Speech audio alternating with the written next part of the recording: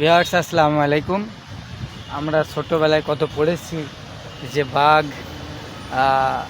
মাংস খেতে খেতে তার গলায় যখন হাড় আটকে গিয়েছিল তখন নাকি বকের সাহায্য নিয়েছিল। এভাবেই বক বাঘের গলার মধ্য থেকে হাড় বের করছে, সেই দৃশ্যই দেখতে পাচ্ছি।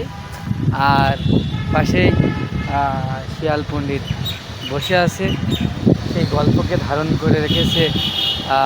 ঠিক এই চিত্রগুলো দেখুন যে বাঘের গলা থেকে বক হাড় বের করছে, পাশেই শিয়াল বাবাজি বসে আছে।